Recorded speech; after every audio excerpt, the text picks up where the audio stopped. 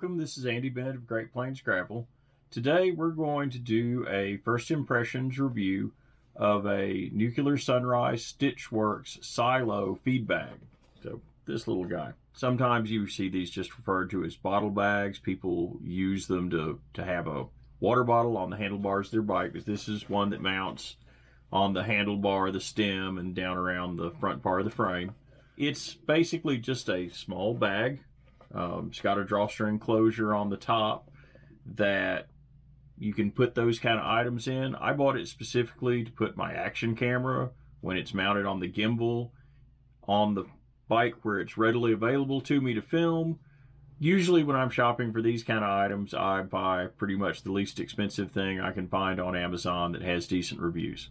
This time around, instead of doing that, I decided shop around, see if I could find something a little higher quality based on some bad experiences with some of the Amazon bags. Saw some reviews, an older review on Bike Packer that was complimentary of this bag.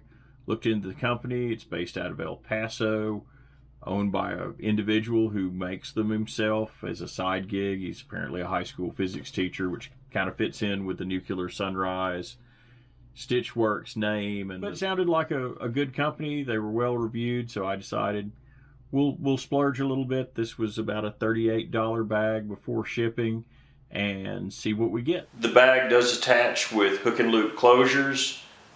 There are multiple loops around the body of the bag that you can loop these through to get the best fit for your bike as far as the getting the straps in the right place.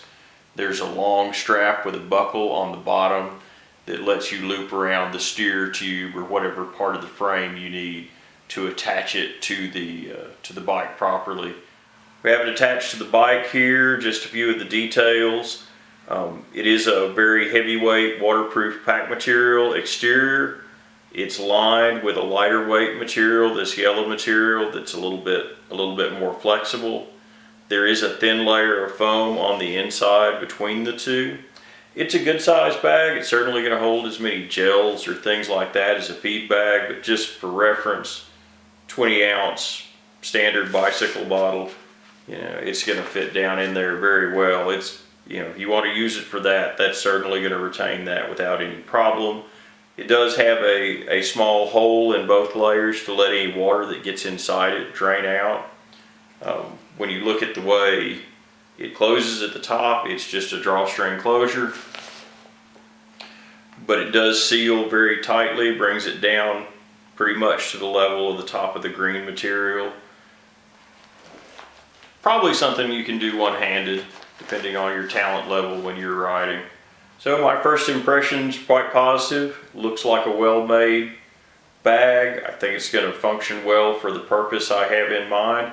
But we're going to use it for a month or two, and then we'll do a final review of how it worked out and whether it's something I could recommend to someone else.